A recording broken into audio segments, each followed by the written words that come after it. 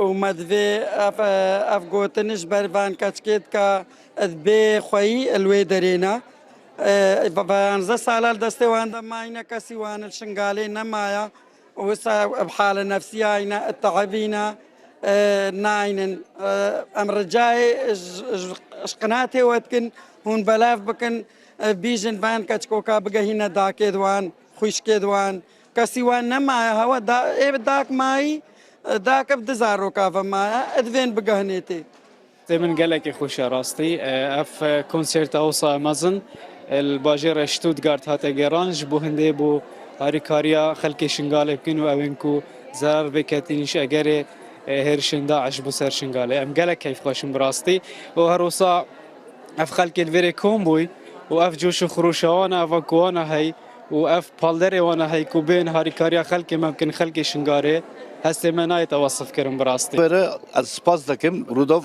شغلی خبرتی خد باش چدکی یعنی ام دبین رنکو رودolf هیا سلاف لا حمو کردستانی براسي دكتور إلهام كسلهان زور دوري هبو هر لدسبيك ولا صالي 2016 هفدا كأو دسبيش خليك لقل زان كويدو هوكا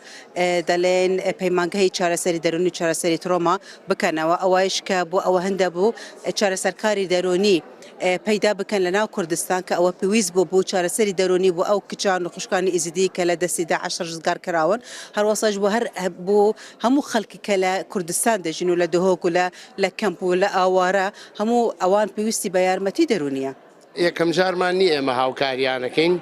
براسی اما وکو خانواده زم وقتی اما خوما شیخین بلام آماده یومان تیابو همو کاتیگ اما دست پیشکر بین بو یارمەتیانی هەموو لێ قەوماوانێک ئەوانیش بەڕاستی کارێکی زۆر خراپیان لەگەڵ کردن لەبەرەوە بە پێویستمان زانی ئێمە بەشداری ئەم بۆنەیە بکەین 1510 ساڵن تقریبا 126 عملیات هەتانام دەرباسکرینە تەندروستیان بەری gelek خراپ بوو دکتۆرە هەم دەگوت بەلکی 5 سەدی دبژی بس هاریکاریا خۆسەڵ قزل هان گەرەک بەرمەدەستەکەنی